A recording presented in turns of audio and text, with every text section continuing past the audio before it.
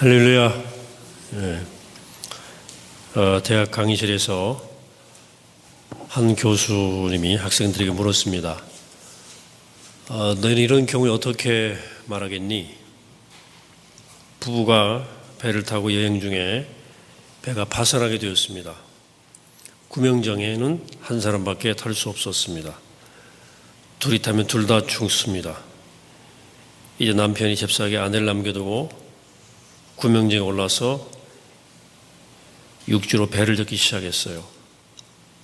아내는 침몰하는 배 위에서 물속으로 가라앉으면서 남편에게 뭐라고 소리를 쳤습니다.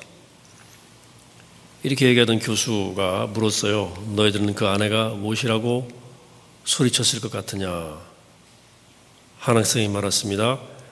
내가 눈이 삐었지 저런 거 믿고 결혼했나? 학생들은 줄줄이 자기 생각을 이야기하기 시작했습니다. 그래, 너 혼자 잘 먹고 잘 살아라. 너 나중에 귀신 돼서 보자. 뭐 이러저런 얘기를 할 때 한 여학생이 손 들고 말했어요. 교수님, 이렇게 말했을 것 같아요. 우리 아이 잘 부탁해. 이렇게 말하고 죽었을 것 같아요. 교수가 깜짝 놀라서 물었어요. 너 얘기 들었냐? 언제? 아니요. 우리 엄마 돌아가실 때 내 앞에서 아버지에게 우리 애 잘 부탁해 하고 돌아가셨거든요. 교수가 그랬구나 하면서 뒷이야기를 합니다. 그 구명정 혼자 탄 남편 돌아와서 딸을 잘 길렀대요. 죽었대요. 유품을 정리하던 딸이 아버지 일기장을 보았습니다. 그때 나도 당신을 붙들고 같이 죽고 싶었지. 미안해 여보. 우리 둘 다 죽으면 우리 딸 기를 사람이 없었지. 당신 그때 중병 걸려 몇 달 못 산다는 진단을 받고 마지막 여행 중이었지. 딸 때문에 구명정에 오르는 내 심정은 찢은 것 같았어. 그때 당신이 우리 애 부탁해요 라고 소리 지를 때는 정말 내가 미치는 줄 알았어. 그런 일기의 내용입니다. 그런데 그 사람이 그 딸 잘 키우고 잘 살다가 그도 안에 있는 천국으로 잘 갔습니다. 영성가들은 죽음을 친밀하게 생각했어요. 동방정교회라고 하는 우리 기독교 한 지류죠. 영성의 고전인 필로킬리아라는 책에 보면 영성가들은 죽음을 아담의 딸이라고 불렀습니다. 또 서방교회를 대표하는 영성가인 성 프란시스코는 자신의 태양 창가에서 죽음을 자매라고 부르기도 했어요. 죽음을 아담의 딸이라고 부르는 이유는 아담의 범죄를 죽음이 인간에게 그 아담의 범죄 때문에 범죄를 통해 죽음이 인간에게 왔기 때문에일 것입니다. 또 죽음의 자매라고 한 이유는 창조주 앞에 다른 피조물과 함께 서 있는 피조물의 일부이기 때문에 그렇습니다. 그래서 죽음을 절대로 부정적으로 생각하지 않았어요. 피조물의 일부예요. 우리 죽음을 삶의 가장 엄숙한 스승이요 사랑스러운 동반자로 여겼습니다. 특별히 동방정교 영성가들은 자신의 죽음의 순간을 묵상함을 통해서 마음의 청결을 경험하곤 했습니다. 그래서 늘 자신의 장례식을 상상하곤 했는데 그것은 현실과 죽음 사이에 놓여있는 모든 것들을 훤히 초월하게 만드는 초월적 능력이 있었어요. 이 동방종교에서의 죽음에 대한 묵상은 소위 무정념이라고 부릅니다. 수행 방법이에요.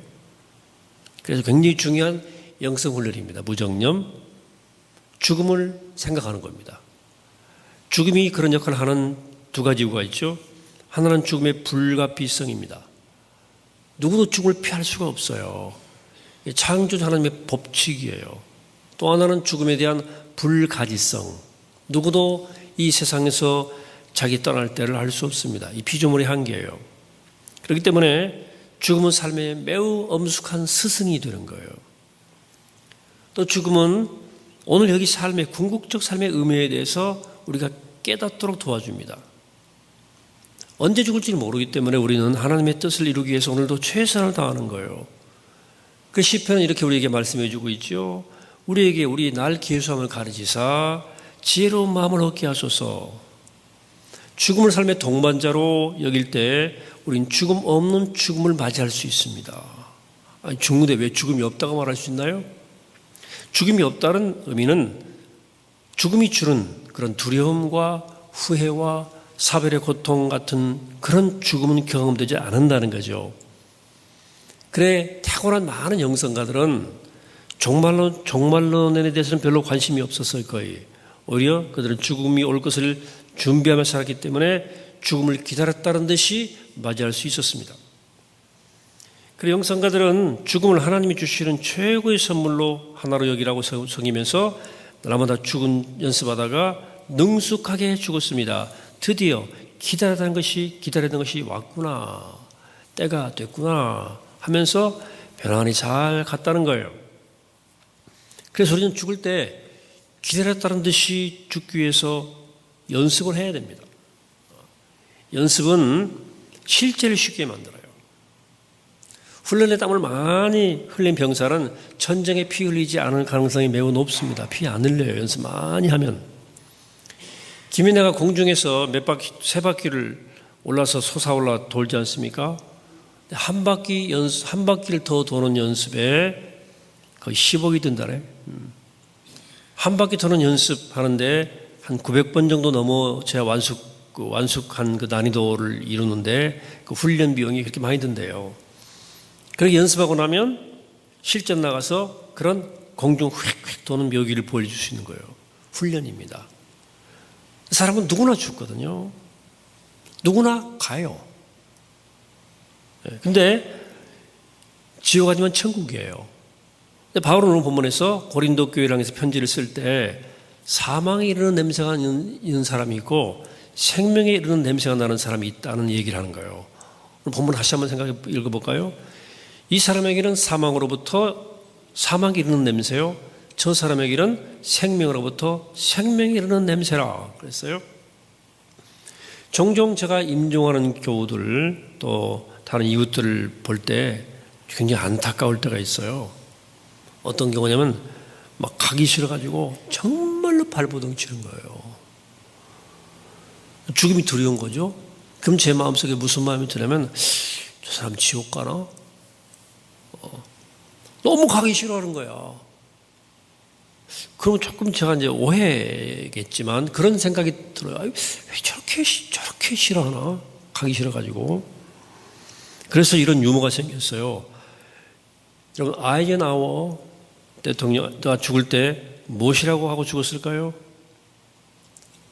이젠 아워, 시간 다 됐다 하고 죽었대요.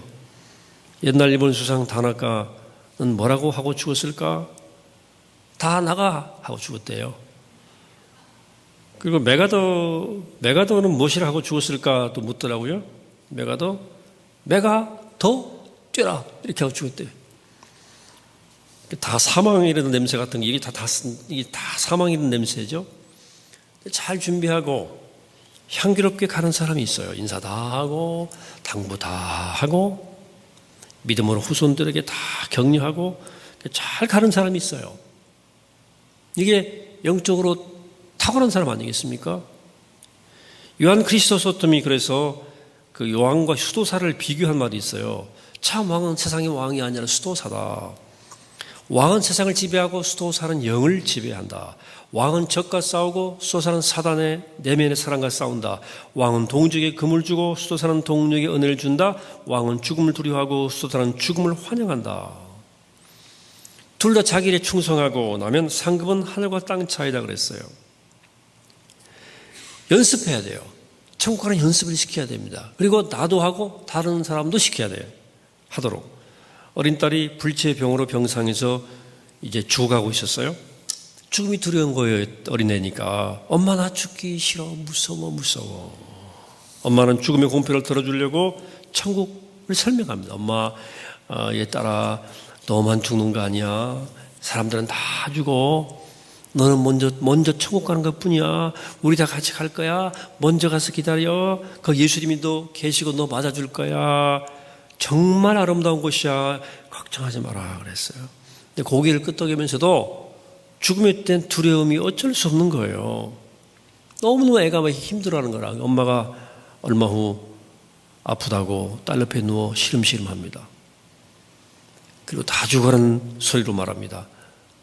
딸아, 엄마가 먼저 줄 것 같다. 먼저 죽을 것 같아. 엄마 죽지 마, 죽지 마. 이런 대화가 며칠 이어졌어요. 그러던 어느 날 어머니가 드디어 죽으면서 말합니다. 딸, 엄마 먼저 천국 갈게. 가서 너 기다릴게. 하고 죽었어요. 딸이 엄마 시신이 나가는 것을 보면서 울면서 막 그럽니다. 엄마가 먼저 간 천국 나도 빨리 갈 거야. 그리고는 그 딸이 죽기를 기다렸어요. 딸은 천국 간 엄마를 보고 싶어서 빨리 엄마를 보고 싶다고 천국 가고 싶다고 말하면서 그렇게 또 딸도 떠나갔습니다. 근데 그 죽었던 어머니가 옆에서 장례를 치러주었어요. 뭔 일입니까? 딸을 천국 보는 연습을 하기 위해서 엄마가 한 연극이었어요. 그렇게 엄마가 죽음을 준비시켜 줬어요. 그 엄마가. 사람은 누구나 죽습니다. 그래서 메멘토 모리라는 말을 라틴어인데요. 죽음을 기억하라는 거예요. 이게 오래된 인류의 현자들의 고백이에요. 메멘토 모리. 죽음을 기억하라. 근데 또 여러분들이 아는 유명한 또 말이 있어요. 카르페 디엠이라는 말이 있어요. 카르페 디엠이라는 말은 현실을 충실하는 거예요. 근데 이 두 가지 말은 붙어 있어요. 죽음을 기억해야 현실이 충실해져요. 언젠가는 죽을 사람이 영원히 이 땅에서 살 것처럼 살아서는 인생이 추해집니다. 죽어요, 다. 근데 죽는 연습을 해야 돼요. 그래야 인생이 아무렇게나 살지 않을 수 있어요. 인생이 향기가 나요. 자, 그러면 죽는 연습을 어떻게 구체적으로 해야 되느냐? 늘 막 그냥 죽음의 공포에 떨라는 말이 아니고 언젠가 나도 가니까 그 연습 좀 하다 가자는 거예요. 그러면 영적으로 유익이 굉장히 많습니다, 여러분들. 여러 가지 방법이 있어요. 방법이 있는데 첫째는 이제 기독교 역사를 보면 해골을 옆에 놓고 사는 사람들이 있었어요. 베들레헴에 수도원이 있는데요. 수도원에 동굴이 있고 그 안에 제름이라고 유명한 그 고대사의 기독교 인물이 성경 연구하고 번역하고 연구한 방이 있어요. 근데 그 제름의 책상 옆에 해골이 놓여 있습니다. 가이드가 설명을 해요. 두 가지인데 나도 언젠가는 죽는다는 것을 생각하면서 경건하게 살았고 또 한 가지는 나로 저렇게 해골될 텐데 그 전에 빨리 살았을 때 헌신하자. 뭐 그런 생각이었다는 거예요. 에집트나 혹은 이스라엘이나 이런데 그 아토스 등의 수도원이 거의 이런 그 방들이 많습니다. 해골을 둔 방들이 많아요. 책상 위에다가. 수도사들은 선배 수도사들의 해골을 짓내놓고 늘 보면서 수도를 했어요. 매일 봅니다. 나로 저렇게 될 텐데 괜히 미워하지 말고 질투하지 말고 욕심부리지 말고 내려놓자 하는 뜻입니다. 알렉산더 대왕이 있었어요. 세계를 지배했던. 그도 자기 방에 해골을 두고 살았다는 그 전설이 있어요. 그래서 아침에 일어나면 신하에게 시켰다는 거 아닙니까?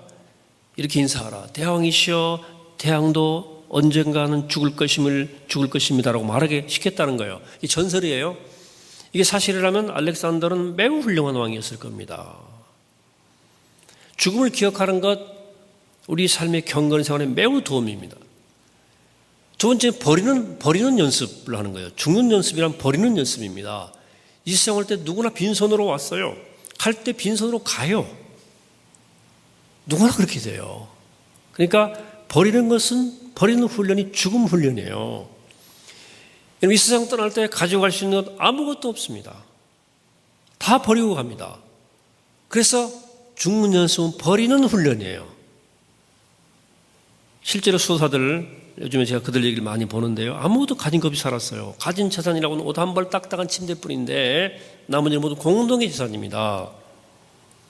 그리고 말합니다. 나는 아무것도 없습니다. 그러나 더 필요한 것도 없어요. 이게 그들의 워딩이 말하는 고백이에요. 이 죽는 연습이죠.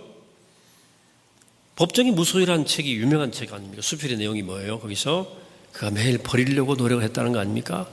다 버렸는데 두 란 화분이 있었던 거예요. 책상 위에 두고 향내 맡으려고 관상용 란인데 정성껏 키웠습니다. 란이 까다로우니까 온도 맞춰주고 나가다가도 좀 방문을 조금 열어줄까 방문 열고 나가고 한 번은 밖에 나갔다가 밖에다가 내놓았던 그 화분을 안 들여놓고 온 게 생각났어요. 햇빛이 쫙 미치는데 아이고 저 햇빛 쬐어가지고 저거 말라 비틀어지겠구나 너무 신경이 쓰여서 돌아보니까 아니나 다이나 이 화분이 시들시들한 거예요. 너무 신경이 쓰였던 거예요. 그래서 깨닫고 그 화분을 누군가에게 주어버리죠.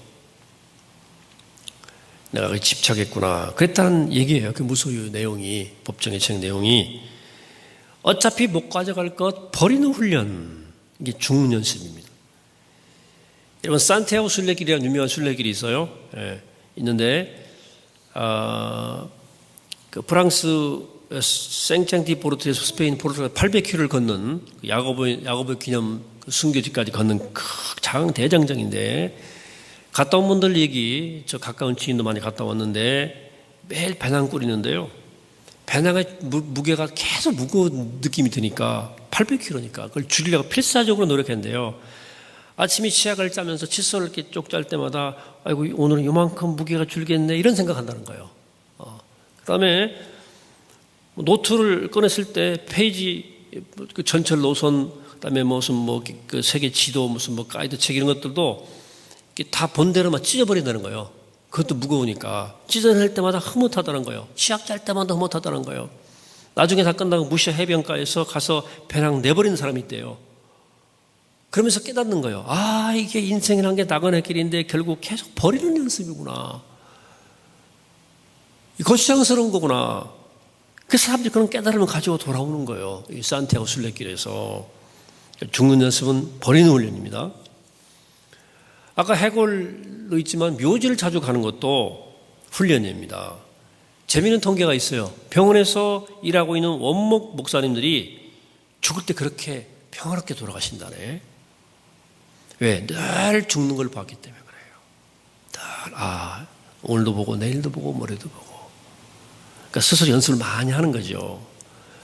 사실은 제가 올해 작년 연말도 연초에도 오산리 금식기도원을 갔는데 제가 그 기도원 분위기 요새는 좀 썩 안 좋아하는데요. 그 기도원이 좋은 이유가 거기 묘지가 있어요. 공동묘지가. 그게 영감을 줍니다. 그 다음에 또 하나 마지막으로 소개해드리는 것은 영정사진을 미리 좀 찍어두세요. 그리고 걸어두세요. 언젠가는 목사님 사무실 갔더니 사진을 다 액자에 넣어가지고 보여주시더라고요. 육목사님, 나 지난주간 영정사진 찍었어. 그러면서 사진을 보여주시는데 자기가 자기 평생 최고로 비싸게 찍었다더라고. 돈이 꽤 많이 들었던데 멋있어요. 내 장례식 때 사람들이 사진 볼 거야. 제가 좀 마음에 도전이 오더라고요.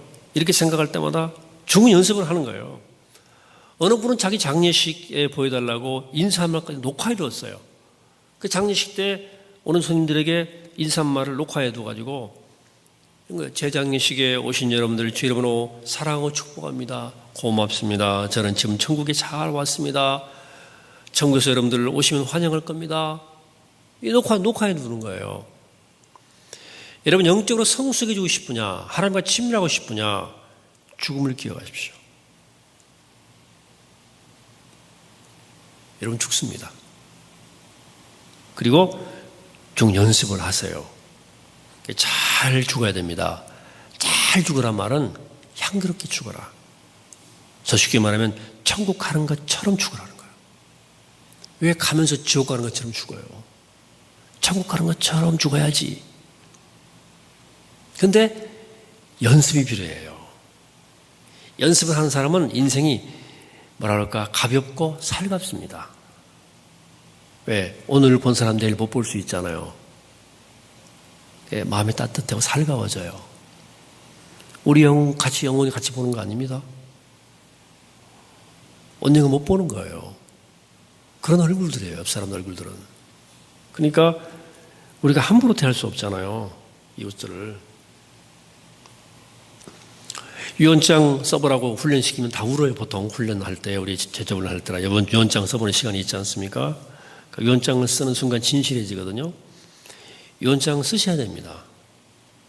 유언 녹음하셔야 됩니다. 요즘은 스마트폰 다 있으니까 녹화하세요. 녹화하고 영정 찍어 놓으세요. 그걸 정말 잘 썼다 생각하시면 교회에 제출하셔도 됩니다. 제가 어느 교회를 아는데 우리 교회 고민 중인데 제가 고민하라고 말았어요. 유언장과 유언 USB 이런 것들을 타임캡슐을 교회가 가지고 있어요. 타임캡슐. 그래서 타임캡슐에 보관해 줍니다. 그랬다가 나중에 그 직계에게만 그걸 줘요. 보여줍니다. 그 본인 이제 자식이 우리 어머니 유언장, 우리 어머니 유언 이런 거 아버지 유언장 유언 이걸 이제 돌아가시면 교회가 가족이 전달해 줍니다. 물론 이제 유산 문제 같은 것은 법률적 자문을 필요해요.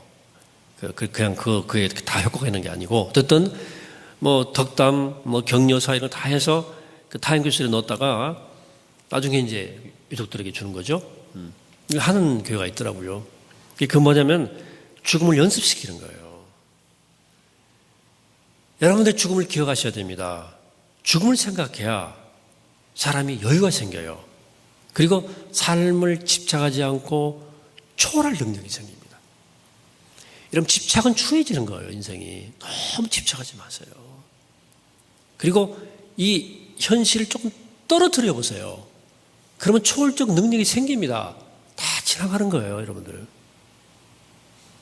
다 지나가는 거예요. 그리고 다 부질없는 거예요.